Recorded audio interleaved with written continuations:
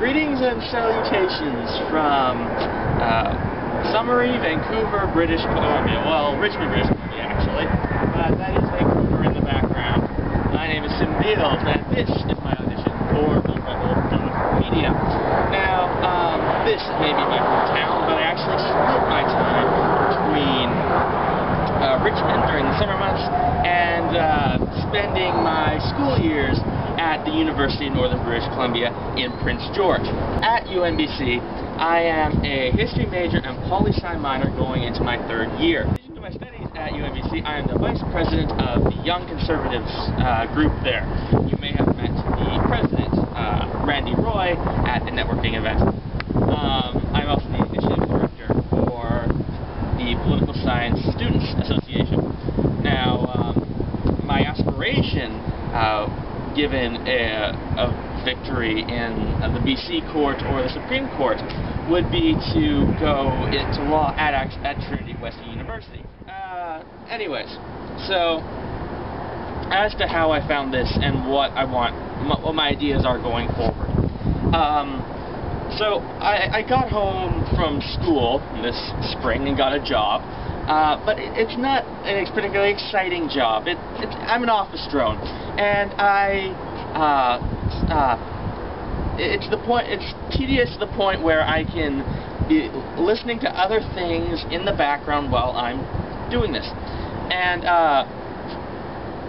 when I got one of your email updates as we're having signed your TWU petition a year or so ago, I had an idea to check out this TheRebel.Media thing you'd started, and I was almost hooked right away. And then I saw Lauren Southern's videos, and she being very much a member of my young student demographic, I just thought, you know what, I can do that.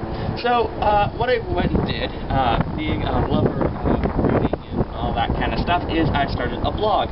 In which to create essentially my personal socio-political manifesto of sorts. Informal, unorthodox, just to have some fun, discuss pertinent issues, raise some controversial opinions, all that kind of stuff. And it's been fun. And so then I saw that Marissa was leaving, which is unfortunate for you guys, of course, but I'm just like, this is my opportunity.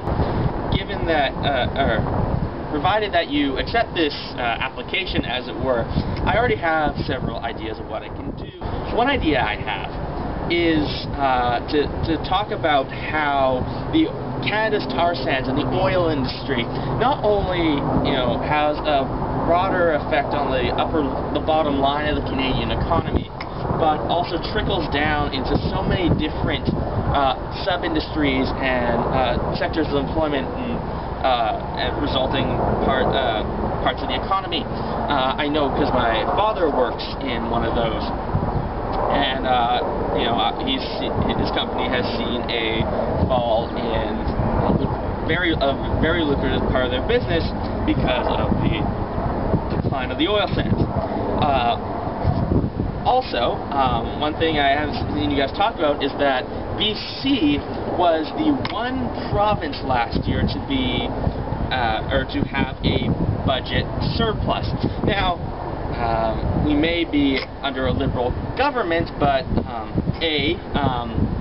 politics in BC, provincial politics, tend to be right-shifted compared to the East. I'm not sure if you've ever noticed. And to make a long story short, I can respect any government that balances its budget and actually is responsible with its constituents' finances. So I recently started a series of blog posts entitled An Open Letter to Social Justice Warriors. It's not a term I'm sure you're familiar with. And I thought I'd read you some excerpts from the first one in order to give you an idea of what I can do going forward. An Open Letter to Social Justice Warriors, number 1, Introductions and Feminism. Dear SJWs, remember when tolerance was actually preached by tolerant people? You may not, but I do. Remember when freedom of speech was a thing on campuses, and students didn't need to be protected from others' potentially contrary arguments? Or when you actually use valid counter-arguments instead of personality assassination to discard those who disagree with you? Yeah, neither do I. But I'm told the former was at least a thing at one point. What I'm trying to say is you and I need to have a talk. A serious one. Using things like logic and actual credible information. Skipping ahead here. Having ideas challenged allows both of them to be refined and improved on both sides of the equation. But discussions of that nature are becoming harder and harder to find in modern academia, with the all-pervading censorship of political correctness acting like a stifling blanket. I am grateful, though, to have made some friends who are actually capable of having such discussions, despite potential differing ideas or ideologies. More people in universities need to take what they're spoon-fed with some salt and actually consider why they believe what they do and foundations from which their opinions derive their supposed validity. Consider me a salt shaker. Or at least, that's what I'm attempting to do. That again. Question. Should sex-selective abortion be allowed? Why, of course not. That would be sexist, you say. Unfortunately, that would mean acknowledging that a fetus is distinct from its mother, and validating the my body, my choice argument feminists so proudly trumpet. My point is, that argument is indeed invalid. From the moment of conception, all a child is, biologically speaking, is present, coded into their DNA. As it shares only half its DNA with its mother, it is not part of its mother's body, but simply within it. A baby is like someone who lays in a coma for 9 months and awakes naturally. A fully distinct individual, still very vulnerable and dependent, but a person nonetheless. While that person is in that 9-month coma, they are not considered to be one substance with the life support machine, nor are they the property of the hospital. Some may say it's best to euthanize them, but in this case, if you let the individual stay in that coma for 9 months, they will awake. If that comatose individual retains all the basic individual rights of a human being, why shouldn't children in the womb be afforded the same protection?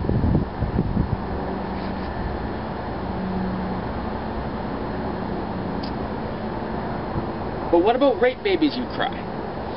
To which I say, aborting one of those children is the ultimate victim blaming. It is condemning an individual who is just as much a victim of the rape as the woman, and is condemning that individual to death, when the only one possibly deserving of a harsh punishment, and not even that harsh a punishment, is the rapist. A news story recently came out about Planned Parenthood selling the organs of aborted babies. My reaction was, because whatever they do with fetal remains is nothing compared to the fact that they commit abhorrent acts every day already, many of which involve children that can already sense pain. With the Canadian definition of what constitutes a person under the law, the difference between abortion and infanticide is a matter of seconds and inches. And so on and so forth. So yes, I am pro-life. The only case in which abortion is a legitimate option is when both mother and child would otherwise die. There you have it. And finally, addressing rape culture. Now, Lauren did a whole spiel on this for the Slut Walk, for sure. One point she didn't quite talk about that much, though, is that a lot of this whole idea of victim blaming and slut shaming, in creating this kind of victim class or victim culture of women, isn't exactly empowering, and that in this idea of like, oh, let's teach men not to rape or that kind of stuff, it's very disingenuous as she put it. Partly because while an individual is never responsible for their own rape, that doesn't mean they shouldn't be proactive in preventing it. We prevent robberies by locking stuff up. We protect ourselves from murder by learning self-defense. So why does rape not apply? To say people should not take responsibility for their own well-being, even if another may be at fault for harming them, or to say someone might be should not take responsibility for for protecting their valuables, that's just socially irresponsible and intellectually dishonest.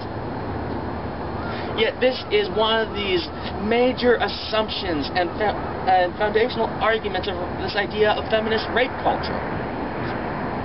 And it just does not work.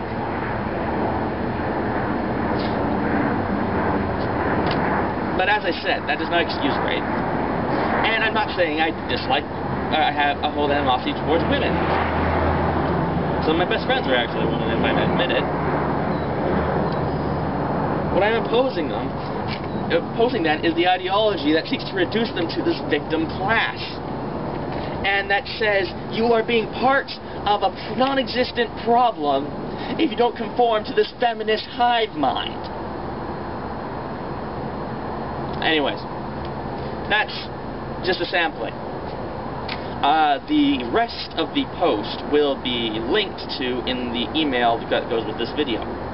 I hope you read it and I hope you enjoy it. Pardon me, as for options to my involvement in the Rebel, I am open to either doing monologues at something similar to what this was, or perhaps just a weekly podcast. Either way, I very much wish to be involved, and thank you for your consideration.